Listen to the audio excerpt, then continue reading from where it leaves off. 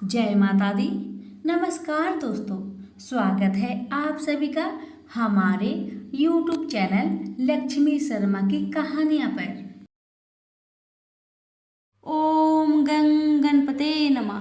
प्रिय भक्तजनों, आज मैं आप सभी को करवा चौथ व्रत की संपूर्ण कथा सुनाने जा रही हूँ विधि के साथ। इस दिन व्रत करके पटरे पर जल का एक लोटा भरकर रख ले।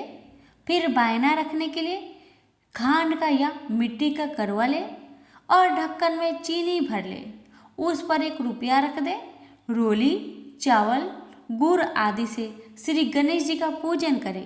इससे पहले करवे पर रोली से सातियाँ बनाकर 13 बिंदी लगाए। फिर 13 गेहूं के दाने हाथ में लेकर कहानी सुनने के बाद करवे पर हाथ फेरकर अपनी सासू जी के पैर में पड़कर वो करवा उनको दे दे। इसके बाद 13 दाने गेहूं के और पानी के लोटा अलग रख दे। रात्रि को जब चंद्रमा निकल आए तो चंद्रमा को अर्घ्य देकर बाद में भोजन कर ले। यदि बहन या पुत्री कहीं दूर बाहर रहती हो तो करवा, गेहूं, चीनी सहित 1 रुपया नगद रखकर उनके पास पहुंचा दे। सुनिए करवा चौथ की व्रत कथा। सनातन धर्म की प्रथा के अनुसार करक चतुर्थी अर्थात करवा चौथ कार्तिक माह के कृष्णा पक्ष की चतुर्थी को कहते हैं। सुहागवती स्त्रियां के लिए यह बहुत ही श्रेष्ठ है। स्त्रियां इस दिन पति के दीर्घजीवी होने के लिए व्रत करती है। इस दिन सुहागिन स्त्रियां चावल पीसकर दीवार पर करवा चौथ बनाती है, जिसे वर कहते हैं। इस करवा चौथ में पति के अनेक रूप बनाए जाते हैं तथा सुहाग की वस्तुएं जैसे चूड़ी, बिंदी, बिछुआ, मेहंदी और महावर आदि के साथ साथ दूध देने वाली गाय, करुआ बेचने वाली कुम्हारी, महावर लगाने वाली नाइन, चूड़ी पहनाने वाली मणिहारिन, 7 भाई और उनकी एकलौती बहन, सूर्य, चंद्रमा, गौरी और पार्वती आदि देवी देवताओं के भी चित्र बनाए जाते हैं। भागिन स्त्रियों को इस दिन निर्जल व्रत रखना चाहिए। रात्रि को जब चंद्रमा निकल आए तब उसे अर्घ्य देकर भोजन करना चाहिए। पीली मिट्टी की गौरा बनाकर उनका पूजन करना चाहिए। आपको मैं बताना चाहती हूँ, यदि आपके घर में दीवार पर करवा चौथ बनाने में कोई असुविधा हो रही हो तो करवा चौथ का चित्र बाजार से लाकर दीवार पर चिपकाया जा सकता है। अब आप सुनेंगे कथा। आपसे रिक्वेस्ट है कि कथा को पूरा सुनिए और अपने रिश्तेदारों में भी वीडियो को शेयर करें। प्रेम से बोलिए गणेश महाराज की जय, उमापति शंकर भगवान की जय, करवा चौथ माता की जय। मानधाता कहने लगे कि जिस समय अर्जुन नीलगिरी पर तप करने के लिए चले गए तो उनके पीछे द्रौपदी खिन्न होकर चिंता करने लगी कि अर्जुन ने बड़ा कठिन कर्म प्रारंभ कर दिया है, किंतु विघ्न डालने वाले शत्रु अनेक है। इस प्रकार चिंता करके श्री कृष्ण जी से सब विघ्नों का नाश करने का उपाय पूछने लगी। द्रौपदी ने कहा कि हे सर्व जगत के नाथ, आप मुझे एक ऐसा व्रत बतलाने की कृपा करें जिसके करने से सभी विघ्न दूर हो जाए। श्री कृष्ण ने कहा, हे महाभाग, श्री पार्वती जी ने भगवान शंकर जी से यही प्रश्न किया था। तब श्री शंकर जी ने पार्वती जी से जो कहा था, ये बड़ा राहे वही करक चतुर्थी नाम का व्रत मैं तुमसे कहता हूँ, तुम ध्यान पूर्वक सुनो। यह सब प्रकार के विघ्नों का नाश करने वाला है। श्री पार्वती जी ने कहा कि हे भगवान, यह करक चतुर्थी का व्रत कैसे किया जाता है तथा उसका विधान क्या है? क्या पहले भी इस व्रत को किसी ने किया है?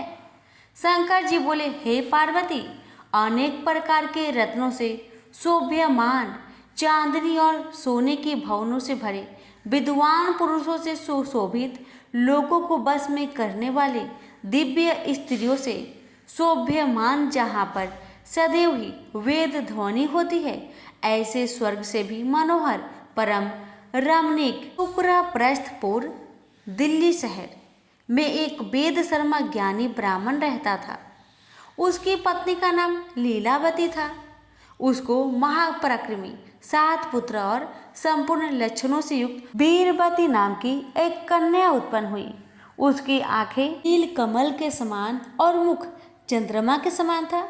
उसके विवाह के योग समय आ जाने पर वेद शर्मा ने एक वेद शास्त्र के ज्ञाता विद्वान ब्राह्मण के साथ उसका विवाह कर दिया।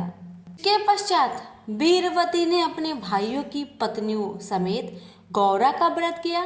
फिर कार्तिक कृष्ण चतुर्थी के दिन व्रत उपवास कर सायंकाल में स्नान कर सभी ने भक्ति भाव से वट वृक्ष का चित्र बनाकर उसके नीचे शंकर जी, गणेश जी और स्वामी कार्तिकेय के साथ पार्वती जी का चित्र बनाया और ओम नमः शिवाय इस मंत्र से गंध, पुष्प और अक्षत आदि से गौरी जी का पूजन किया। फिर शिव जी, गणेश जी तथा सदानंद का अलग अलग पूजन करते हुए पकवान अक्षत दीपक से युक्त 10 करवा और गेहूं के पिसान और गुड़ के बने हुए पकवान तथा और भी अनेक प्रकार के फल आदि भोज्य पदार्थ को अर्पण करके अर्घ्य देने के लिए चंद्रोदय की प्रतीक्षा करने लगी।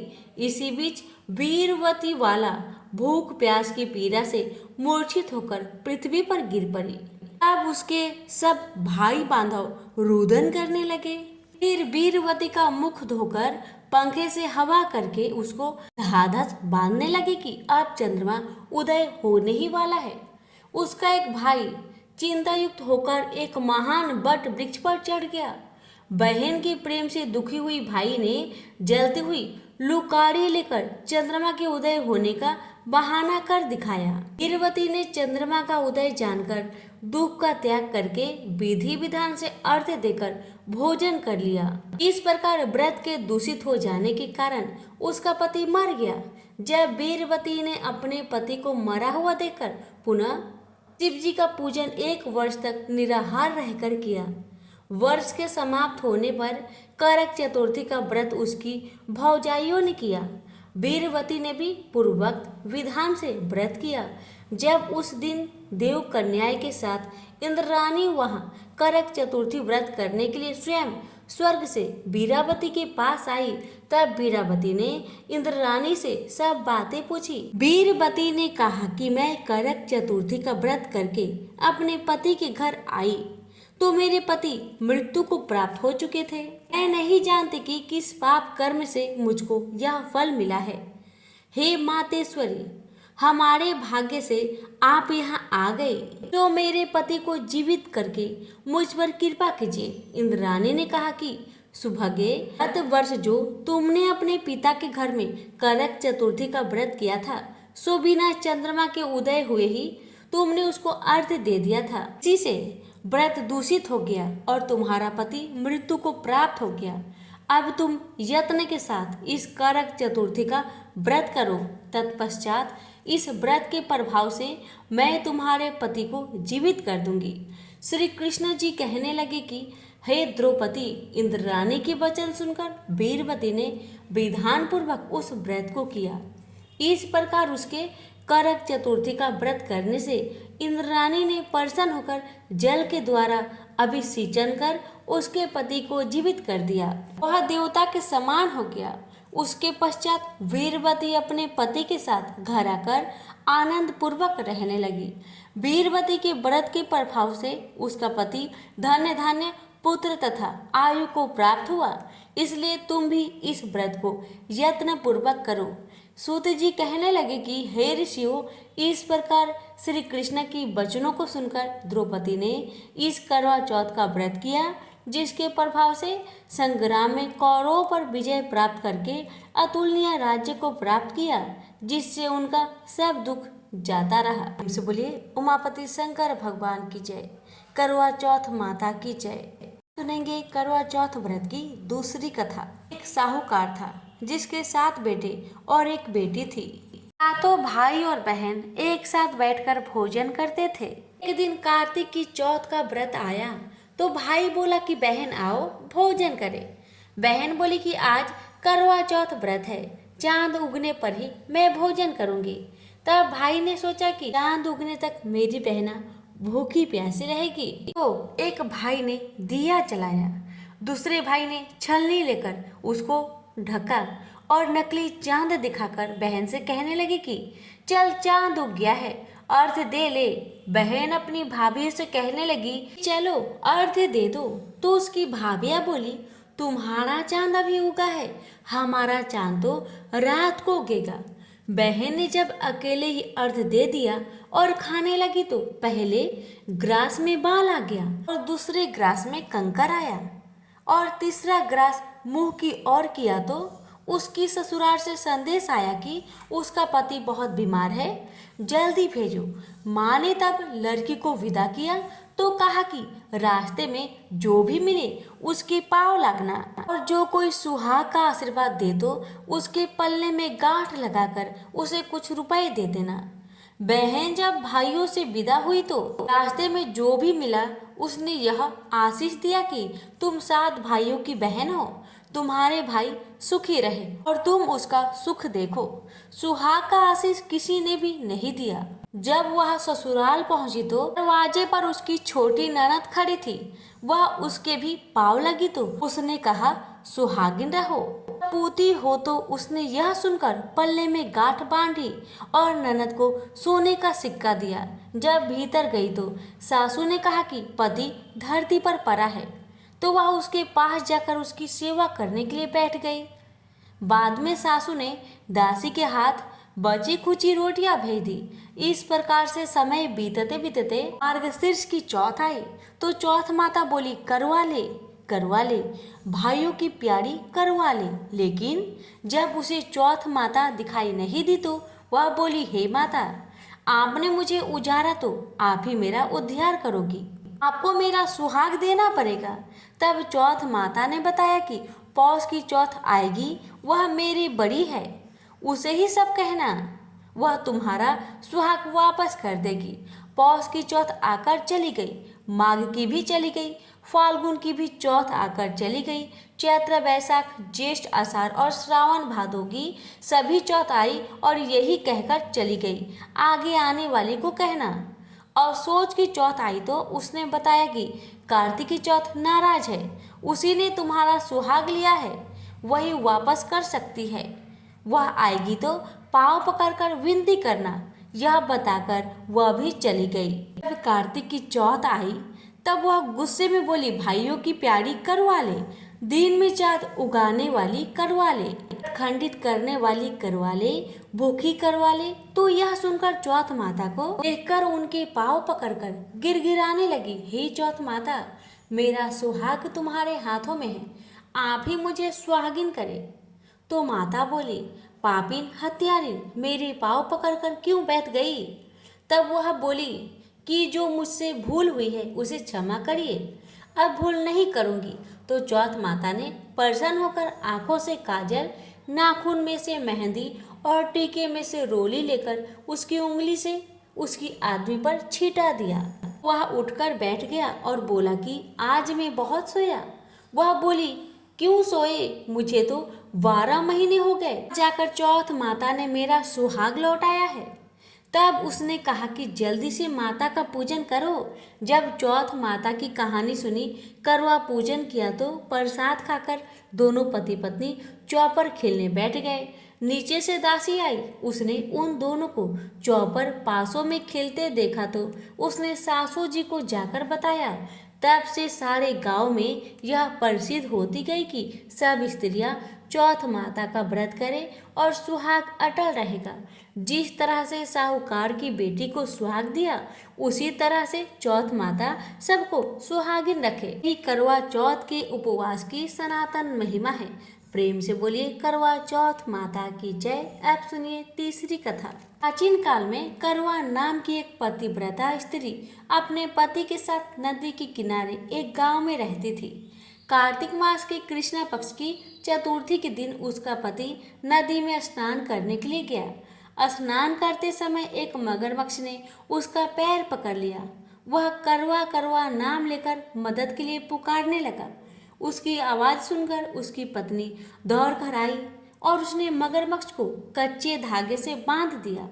मगरमच्छ को बांधकर वह यमराज के यहाँ पहुँची और यमराज से बोली भगवान, मगरमच्छ ने मेरे पति का पैर पकड़ लिया है, अतः पैर पकड़ने के अपराध में आप अपने बल से उस मगरमच्छ को नरक में ले जाओ। यमराज ने कहा, अभी मगरमच्छ की आयु शेष है, अतः मैं उसे नहीं मार सकता। इस पर कौवा ने कहा, यदि आप ऐसा नहीं करेंगे मैं आपको श्राप देकर नष्ट कर दूंगी। यह सुनकर यमराज डर गए और उस पतिव्रता स्त्री कौवा के साथ जाकर मगरमच्छ को उन्होंने यमपुरी में भेज दिया और कौवा के पति को दीर्घायु प्रदान की। उसी दिन से यह करवा चौथ मनाई जाती है और सुहागिन स्त्रियों के द्वारा व्रत रखा जाता है।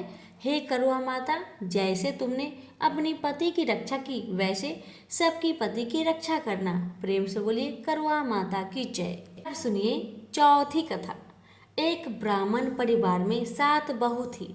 6 बहुओं के मायके वाले बहुत अमीर थे, इसी कारण ससुराल में उनका बड़ा मान था। परंतु छोटी बहू के मायके में कोई न था। वह घर का सारा कामकाज करती, सबकी सेवा करती, पर कोई भी उससे प्यार नहीं करता। सभी उसे धिक्कारते रहते। तीज त्योहारों पर भी जब उसके मायके से कोई नहीं आता तो वह बहुत दुखी होती। हर वर्ष की तरह इस वर्ष भी करवा चौथ का व्रत आया। अन्य बहुओं के मायकों से उनके भाई करवा लेकर आए, पर छोटी के मायके में यदि कोई होता तो करवा लेकर आता। सासू जी छोटी को खरी खोटी सुना रही थी। वह दुखी होकर घर से निकल पड़ी और जंगल में जाकर रोने लगी। एक नाग बहुत देर से उसका रोना सुनता रहा। अंत में वह अपने बिल से निकल आया तथा छोटी से पूछने लगा, बेटी क्या बात है, तुम क्यों रो रही हो? छोटी बोली, आज करवा चौथ है, मेरा कोई भाई नहीं है। यदि मेरा कोई भाई होता तो आज जरूर करवा लेकर आता। नाग को छोटी पर दया आई। नाग ने कहा, बेटी तुम घर चलो, मैं अभी करवा लेकर आता हूँ। थोड़ी देर बाद नाग उसकी ससुराल पहुंचा। ससुराल वाले इतना सामान देखकर चकित हो गए। सासू भी प्रसन्न हो गई। तब सासू ने प्रसन्न मन से छोटी को नाग देवता के साथ भेज दिया। नाग देवता ने छोटी को अपना सारा महल दिखाया और कहा, जितने दिन चाहो आराम से रहो, मन चाह खाओ और मन चाह पहनो, पर एक बात का याद रखना, सामने रखी नाद को कभी मत खोलना। छोटी सारा समय महल में आराम से काटती, पर नाद के बारे में उसकी उत्सुकता बढ़ती जाती।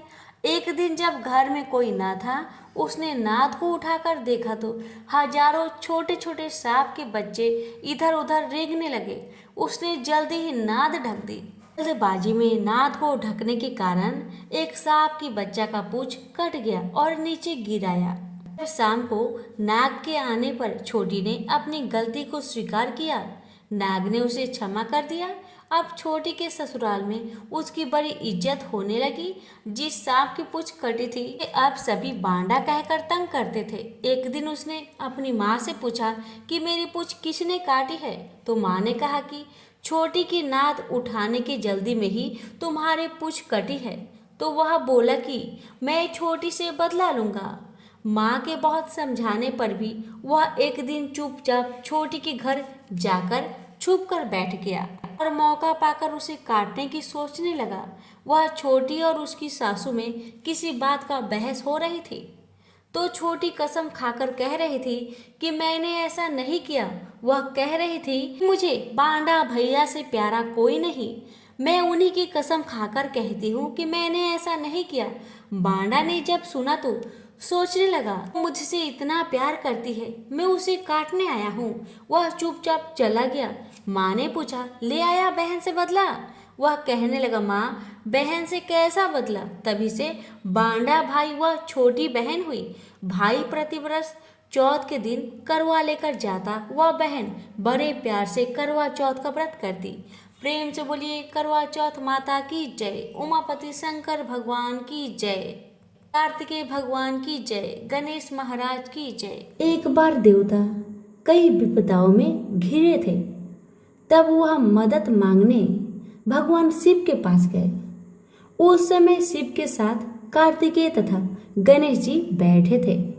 देवताओं की बात सुनकर शिव जी ने कार्तिकेय व गणेश जी से पूछा कि तुम में से कौन देवताओं के कष्टों का निवारण कर सकता है।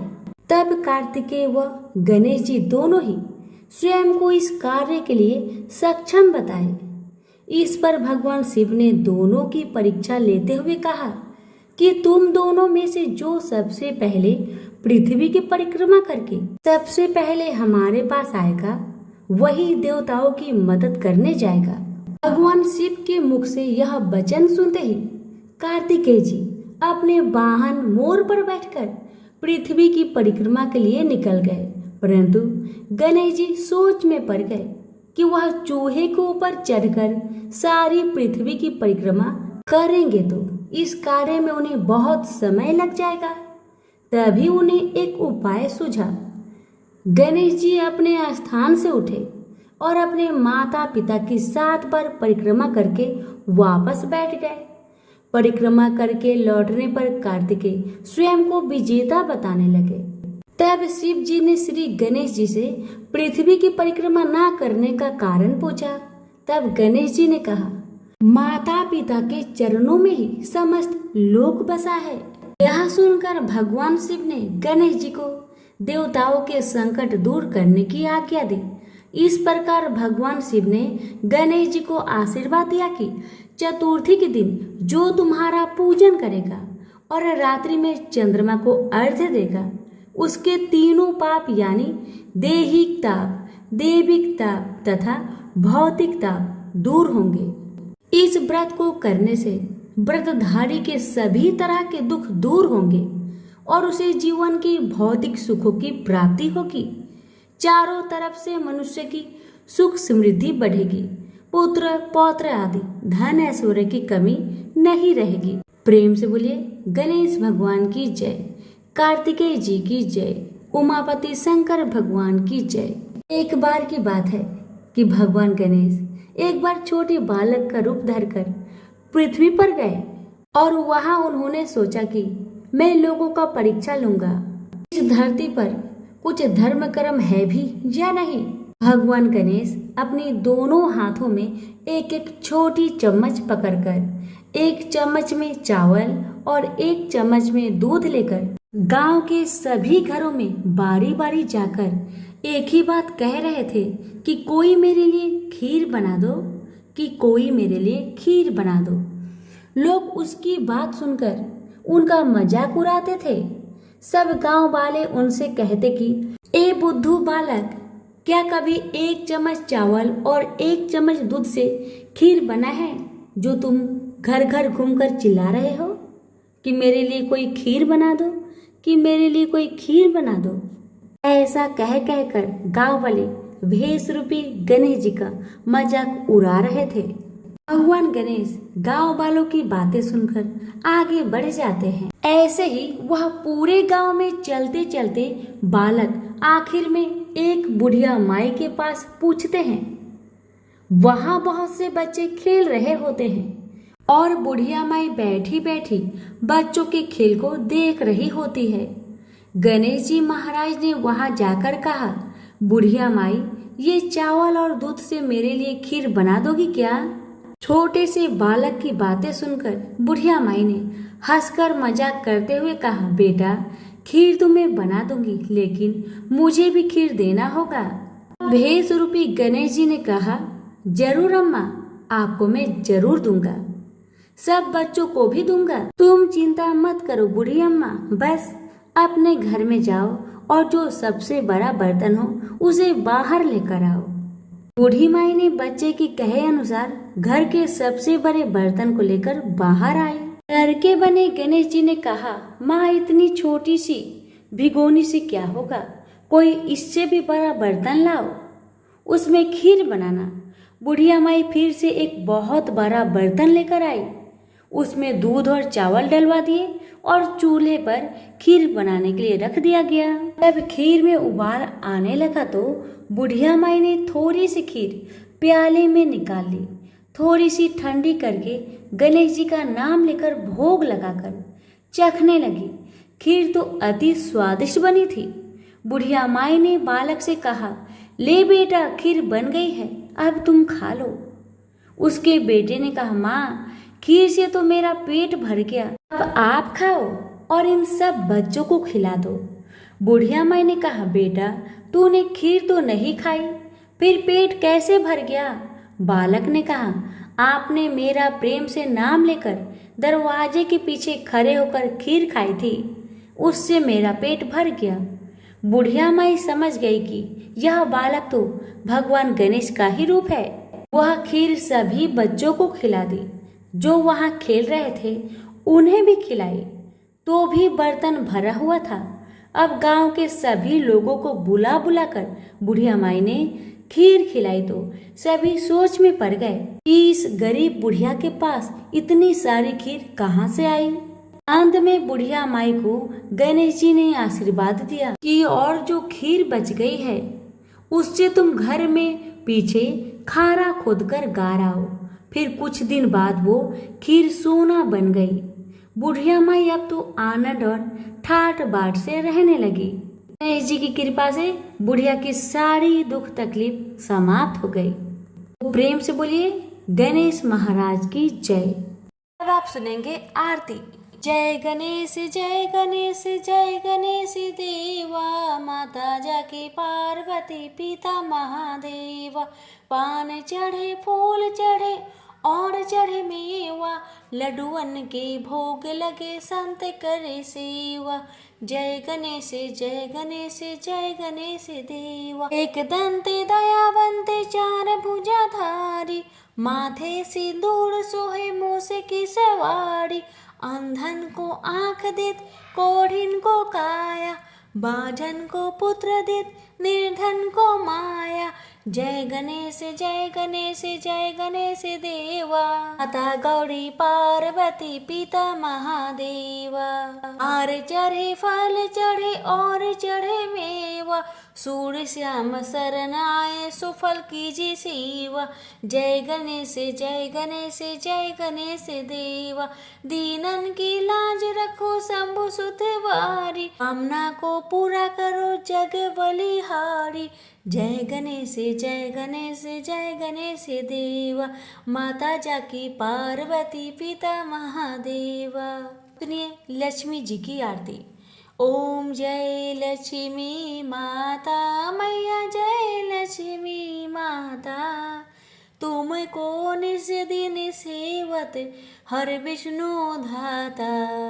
ओम जय लक्ष्मी माता, उमा रमा ब्रह्मानी तुम ही जग माता। सूर्य चंद्रमा ध्यावत नारद ऋषि गाता, दुर्गा रूप निरंजनी सुख संपत्ति दाता। जो कोई तुमको ध्यावत रिद्धि सिद्धि धन पाता। तुम पाताल निवासिनी तुम ही शुभे दाता, कर्म प्रभाव प्रकाशनी भावनिधि की त्राता। जिस घर में तुम रहती सब सद्गुण आता, सब संभव हो जाता मन नहीं घबराता। तुम बिना यज्ञ न होवे वस्त्र न कोई पाता, खान पान का बेभाव सब तुमसे आता। शुभ गुण मंदिर सुंदर चिरोधति जाता, रत्न चतुर्दश तुम बिना कोई नहीं पाता। माँ लक्ष्मी जी की आरती जो कोई जन गाता, और आनंद समाता पाप उतर जाता। स्थिर चर जगत रचाए शुभ कर्म नर लाता।